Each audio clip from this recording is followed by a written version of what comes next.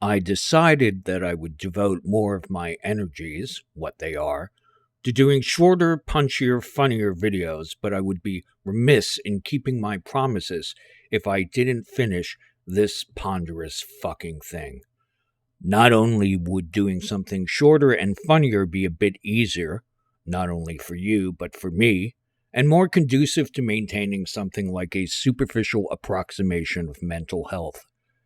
Then again, it did occur to me that never finishing it would be kind of funny too, assuming that anyone is amused by another paunchy old bearded guy doing an homage to George R. Martin by reorganizing his sock drawer yet again, rather than sitting down and writing. Think you are getting Winds of Winter anytime soon? You won't. But take heart in the knowledge that George R. Martin's sock drawer is totally squared away. Besides, think of it as yet another opportunity for you 12-year-old edgelords to declare something I publish so 2016, as if that's actually a long time ago. You know, people have been saying things are so whatever date far longer than they've been making that remark about something being filmed on a potato and acting like, one, it's clever, and two, they just came up with it, instead of just repeating the collective wit and wisdom of the hive mind. So in reality, saying something is so 2016 is really, really so 1995, if not 1924. It's the bee's knees.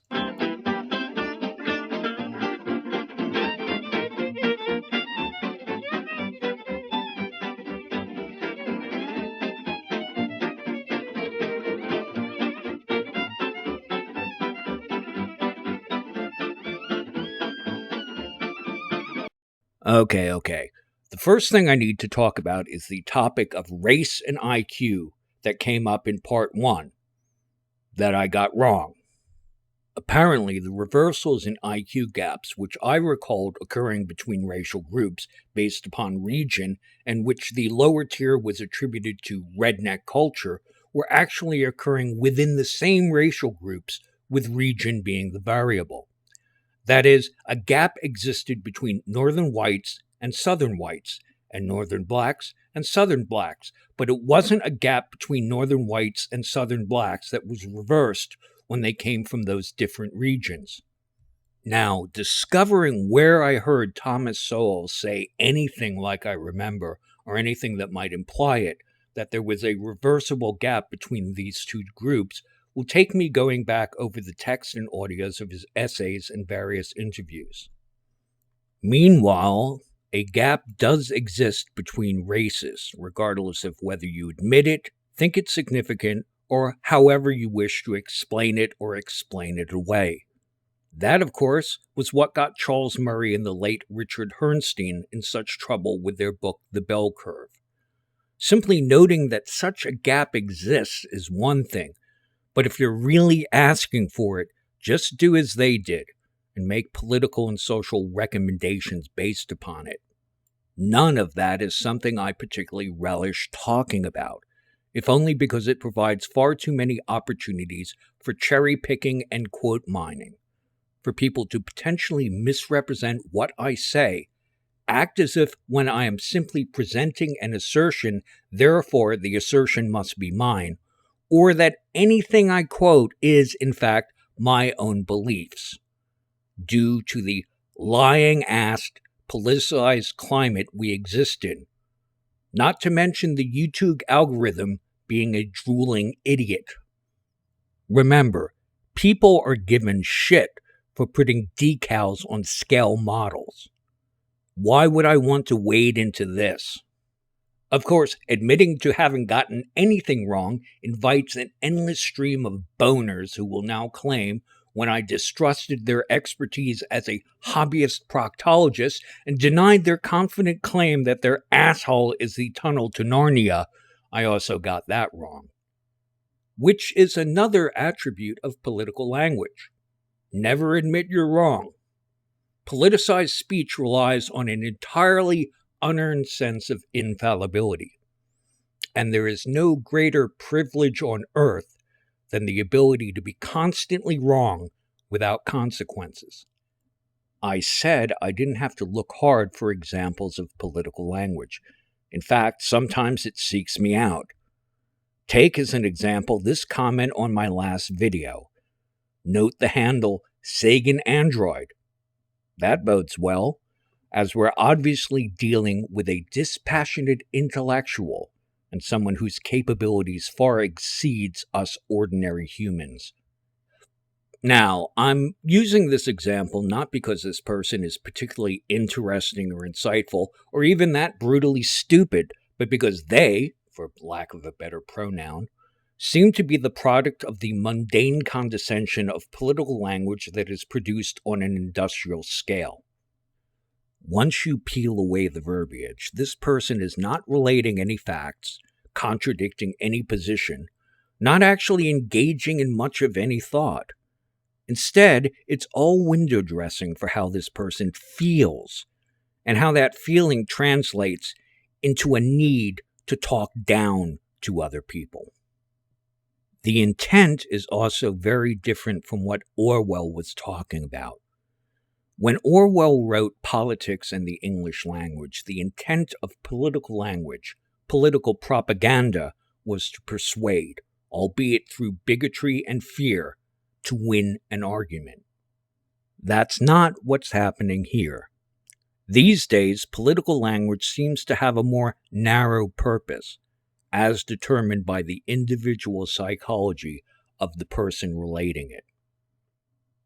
First, to give them a sense of moral and intellectual superiority through thinly veiled insults and disdain, and just so that superiority isn't tested, to shut the conversation down. The purpose is not to win an argument, except by forfeit.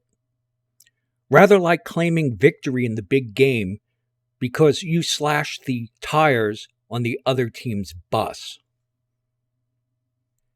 And this kind of shit is all too common. So common, in fact, that I can respond to this kind of move without directly responding to the person employing it. Especially as much of this is simply the parroting of hive mind-approved groupthink anyway. And you find scores of people making exactly the same non-arguments, working off the same crib sheet.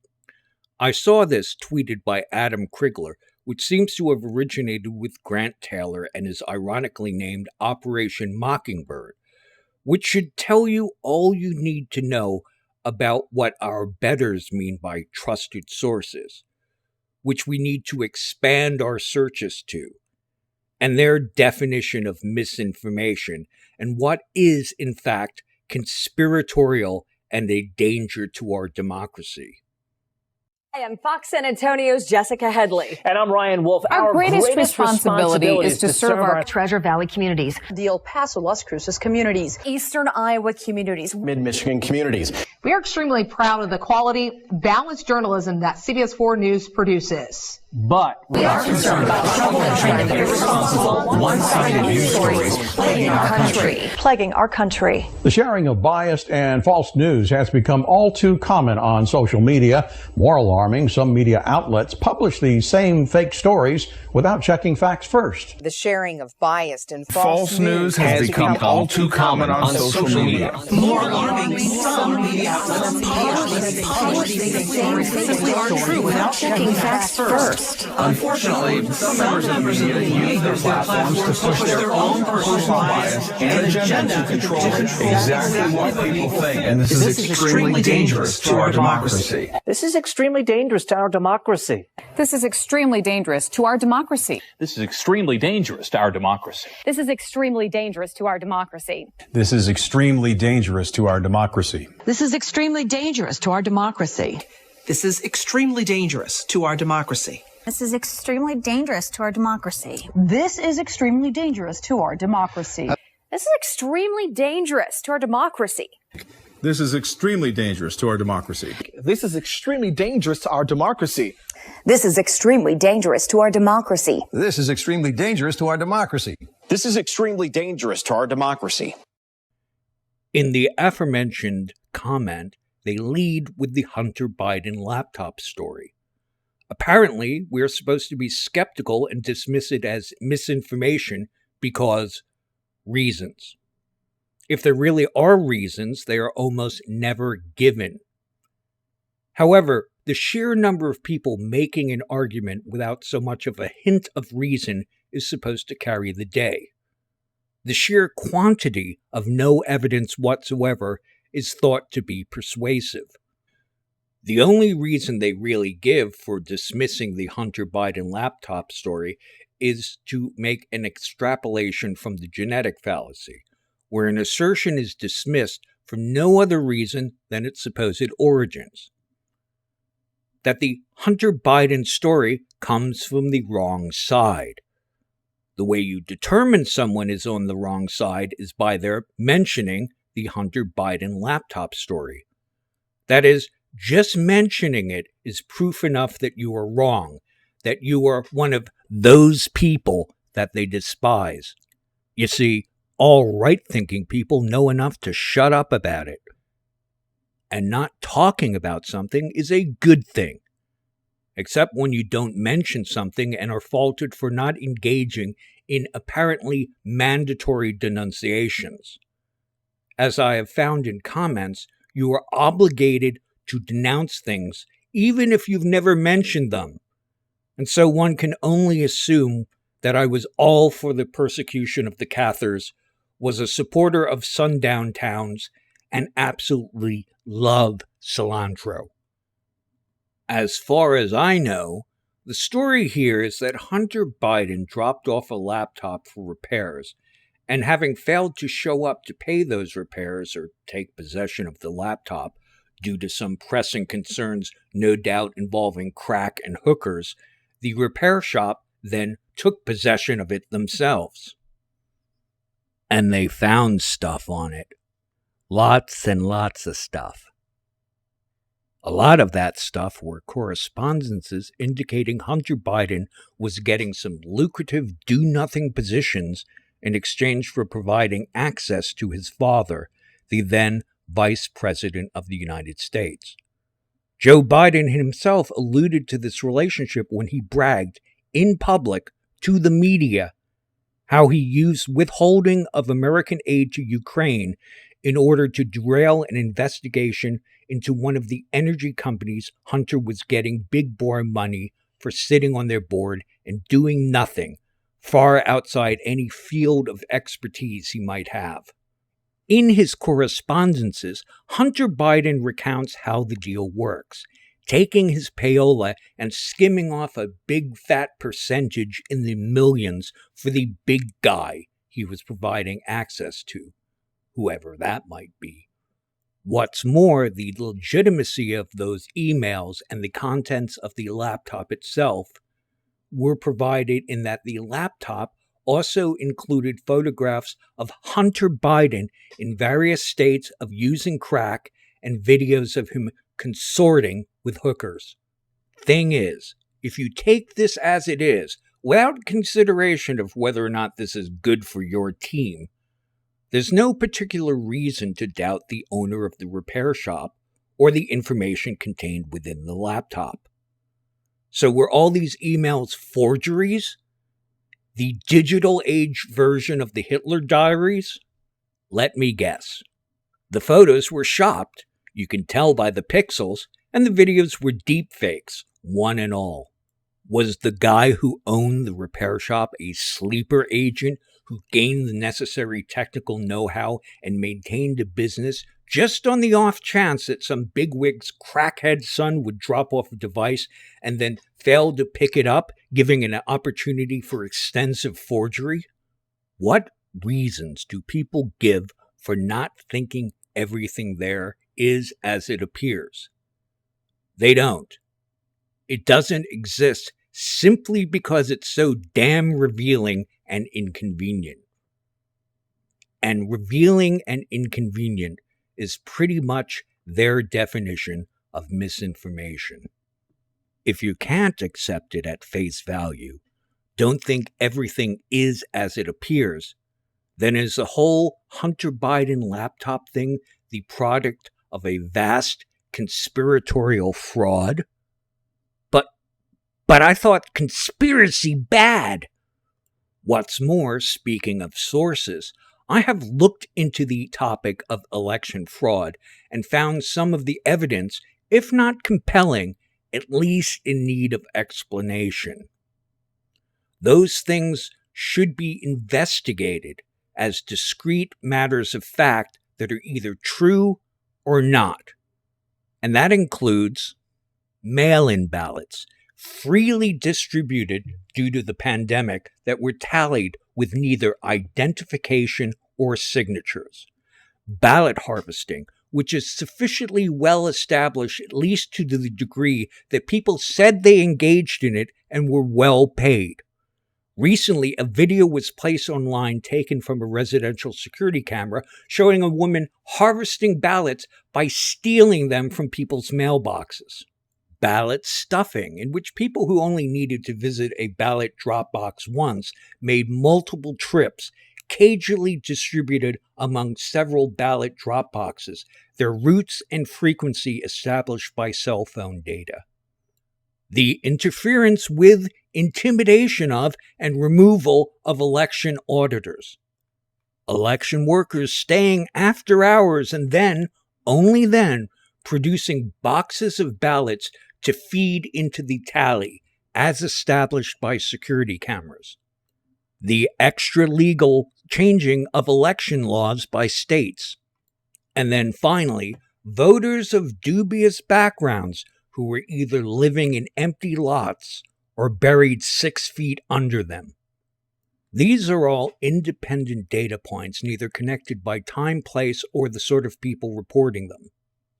Although they may represent something which is coordinated, that is, the fraud, the evidences themselves and the people relating them are in no way coordinated, no way a product of collusion. All of which can't be dismissed as conspiracy thinking for that very reason, unless you are the kind of person who thinks conspiracy is just a blanket term to dismiss lots of data points just because you don't like them. No, I am not down the rabbit hole. I just stated that some people claim these election irregularities exist, and they have evidence for them. And those irregularities either do or do not exist. You see, the issue isn't the evidence I've seen. I don't need to broaden my sources, especially since what sources they're talking about aren't explained, or what these sources add to understanding. I suspect these sources are just a euphemism for haughty, convenient dismissal.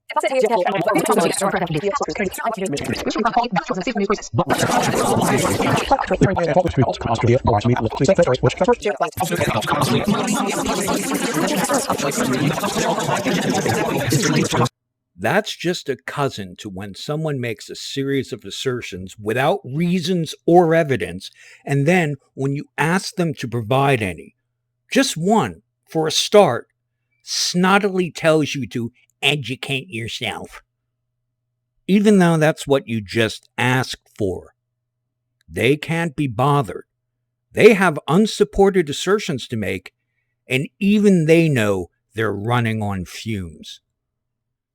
And if anyone wants to get snotty and be disappointed in me and tell me how they're leaving after listening to me for years and years because I made assertions without providing evidence, I will point out, I just gave you them. Isn't that the most tired form of condescension? When some out and proud know-nothing decrees that you need to educate yourself to achieve the same vapid conclusion they did. Although as they're ever short on substance, I assume I have to use enough sources so I can lose the signal in the noise as they did.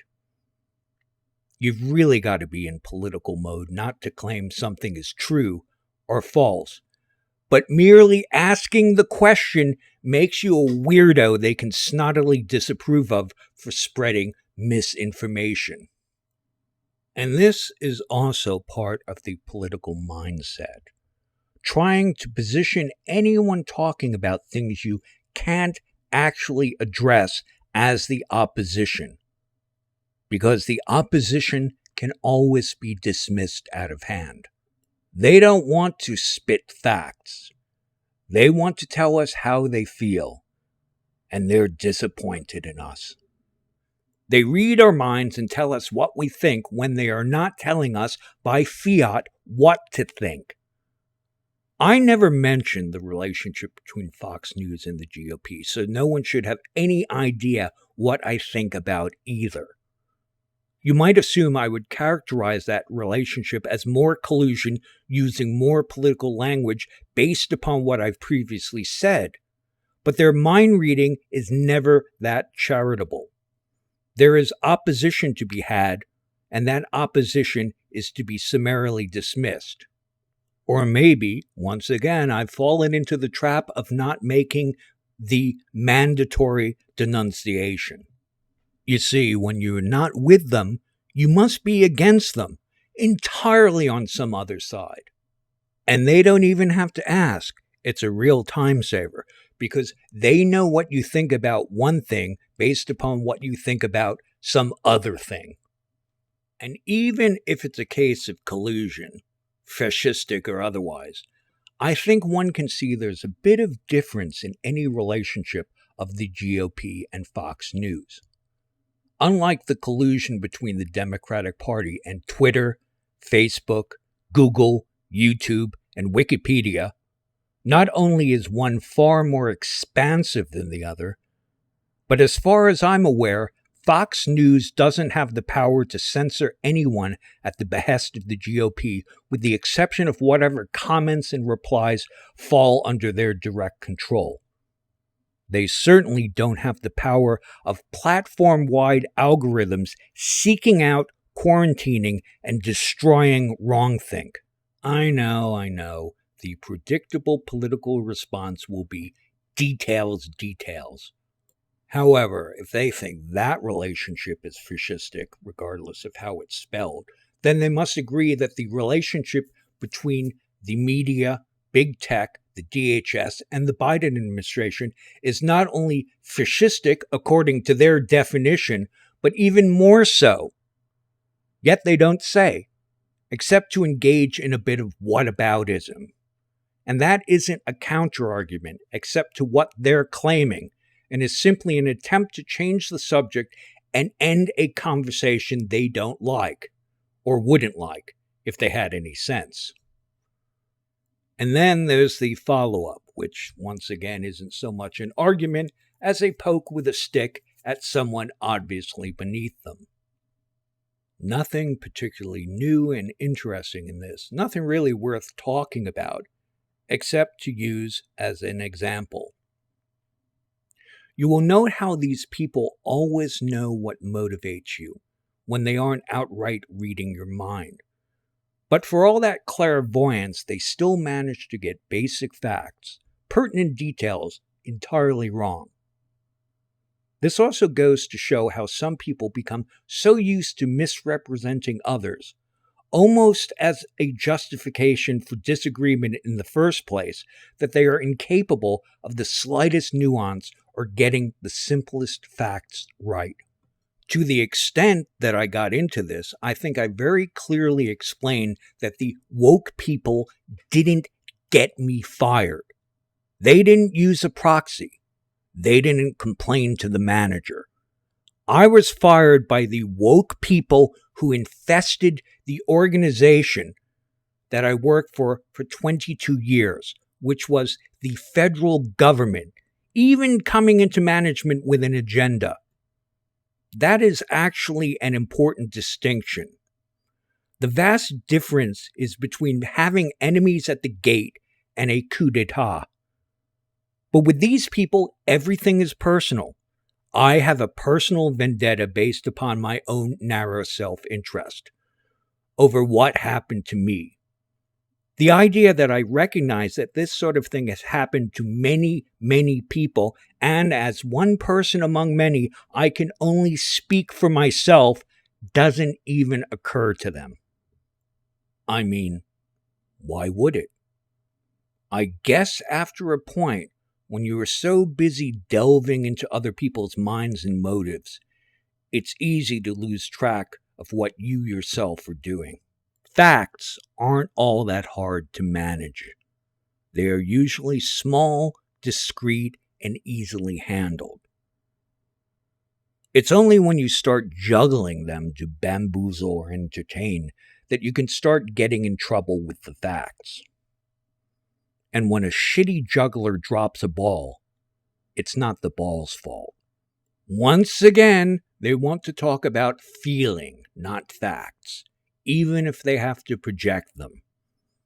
I have no idea how it is that calling someone bitter got to be so high on the list of pejorative used by people, particularly women, playing out the strategy of shaming, insult, guilt, and self-righteousness. All bitter means is resentful, and resentful means indignation over being treated unfairly. That's supposedly a bad thing? A character flaw? How'd that happen except when everything you needed to know about rhetoric you learned from your 12-year-old sister on Tumblr? Remember the admonition from math class to show your work? That's because conclusions are rather like solutions. It means nothing and may be a little suspect if you can provide the answer without demonstrating how you arrived at it. Someone might think someone else gave you the answer. Apparently, the Hunter Biden laptop thing is bogus.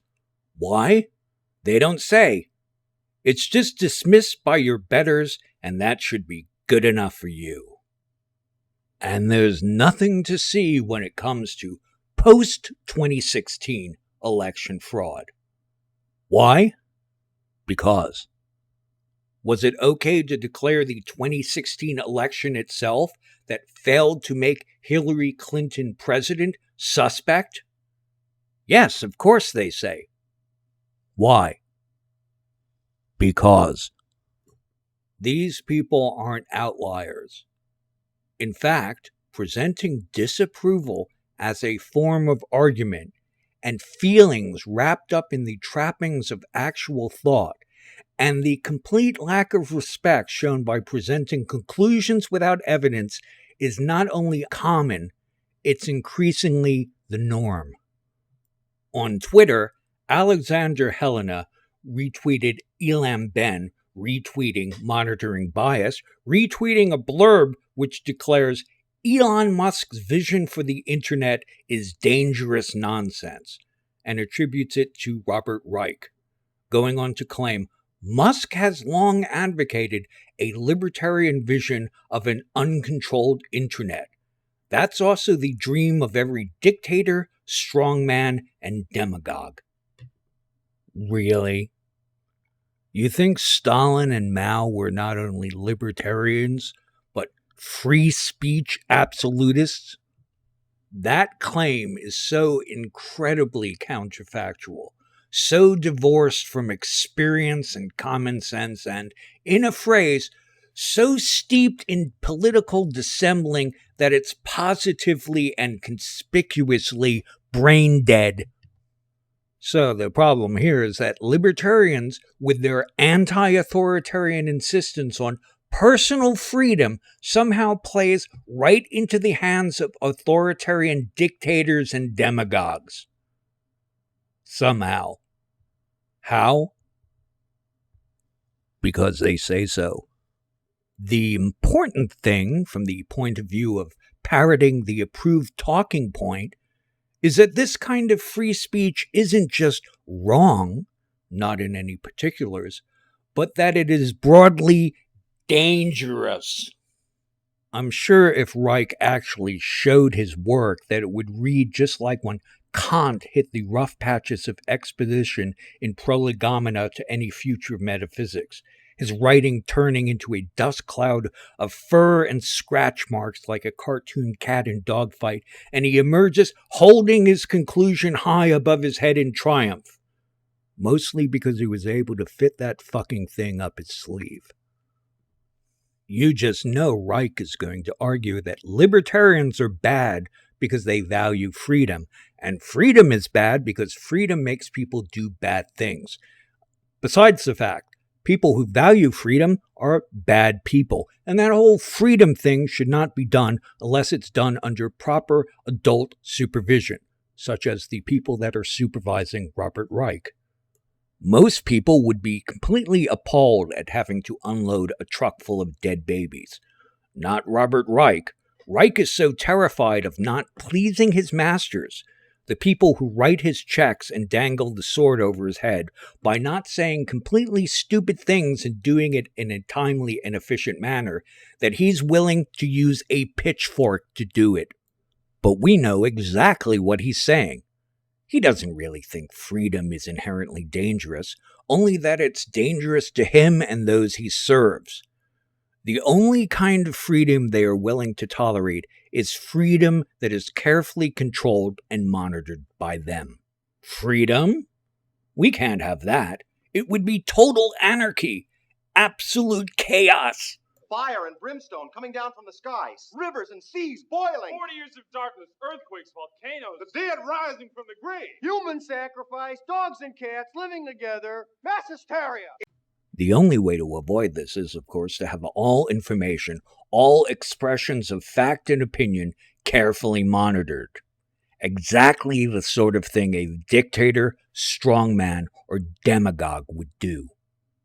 The joke here is that their being the very thing they fear and claim to hate is readily apparent to everyone but them.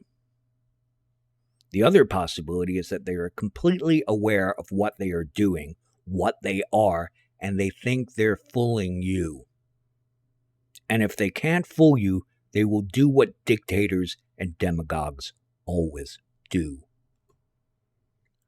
The people who snarkily accuse you of going down the rabbit hole have their asses sticking out of it, stuck like Winnie the Pooh. The people that claim you should expand your sources use a variety of sources, provided they are all singing the same approved song.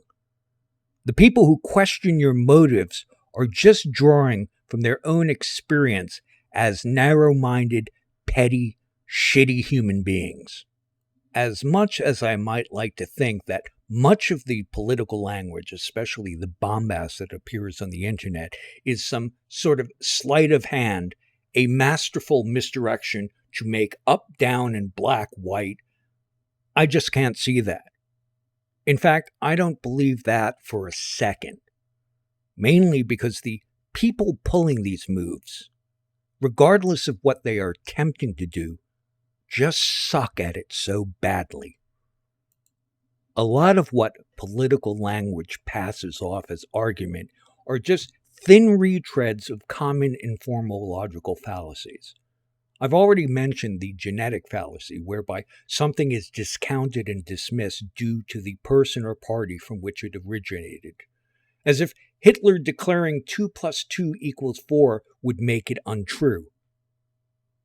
The other tired, very, very basic informal fallacy used as ammunition is appeal to authority, whereby someone, usually the person offering an opinion, set up or self-appoint themselves as some sort of authority on something or other, and then make a declaration of what is true and what is not, never stating any reasons or showing any work.